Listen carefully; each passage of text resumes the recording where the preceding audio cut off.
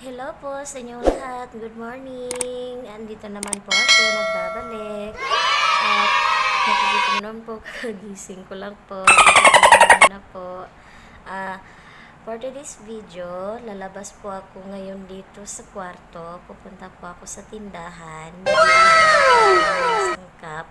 At ngayong araw na to, gusto ko pong gagawa ng sarili kong homemade. Sana all. Pero hindi ko pa po sasabihin kung ano yung lulutuin ko. Kaya i-update ko na lang po kayo mamaya pagkatapos kong mag-ayos. Kaya update ko na lang po kayo mamaya. Yeah.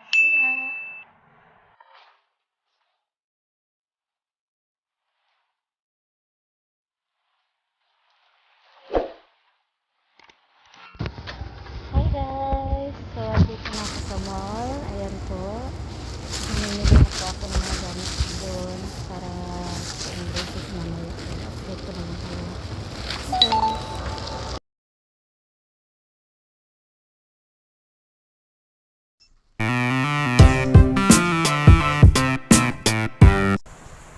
hello guys! So, ayun na nga. Kakauwi ko lang galing sa tindahan. Namalingke na po ako kanina ng mga iba't ibang klase kung lulutuin ko by next time. So, ngayon, ang plano kong lulutuin muna ay ang maha blanca. Sana all. Ang una kong lulutuin at sa next vlog ko naman ay iba na naman yung lulutuin ko. Eddie, wow! Ang binili ko, ayan na po. Kung nakikita nyo. Oh my God! Wow! Kung nakikita nyo, iba't ibang klase po siya. Yes po, kasi hindi nga tayo laging nakalabas, kaya bumili na po ako ng iba't ibang klase. So guys, kukuha lang tayo dyan ng mga kakailanganin natin sa maha blanca. Wait! Meron na akong bumili na ganito kung sakaling may lulutuin ako sa susunod na vlog ko. Kaya abangan nyo na lang po yung susunod kong update. Meanwhile, So, ayun na guys. Mahanga yung una nating gagawin. Kaya kailangan tayo nito. Ito, kakailanganin natin. Coconut milk. Condensed milk. Evaporated milk. At cheese. Para sa topping niya sa itaas. And whole corn. At last but not the least, yung cornstarch natin. Ayan po.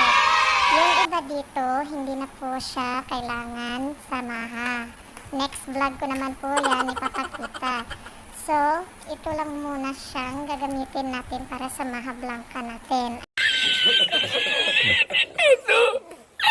Tayong condensed milk, evaporated milk, whole corn, coconut milk, cheese, and cornstarch. Kaya, tara na po at magsimula na po tayo. So, ito lang po yung kakailanganin natin sa maha blanca. Kaya, tara na po, magsimula na po tayo. eventually, So, ito na nga guys, magsisimula na tayo. Ayan na po.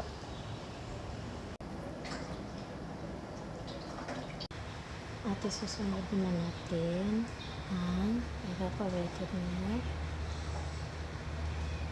Ayan po.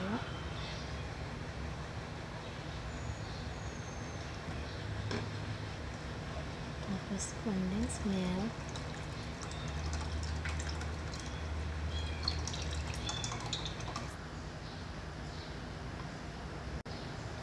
Pagkatapos, maglagay tayo ng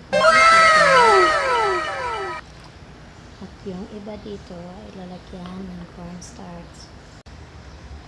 At ito na po yung cornstarch. Para ipilagay natin dito mamaya. Ano po?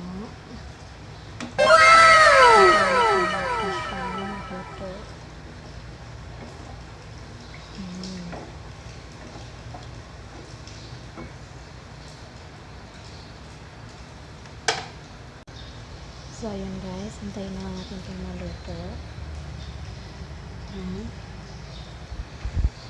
Update ko na lang kayo mamaya. 5 minutes later. So, ito na siya guys. Paluto na siya.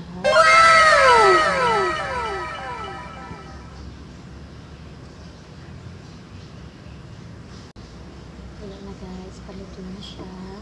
Ililipat na lang natin siya sa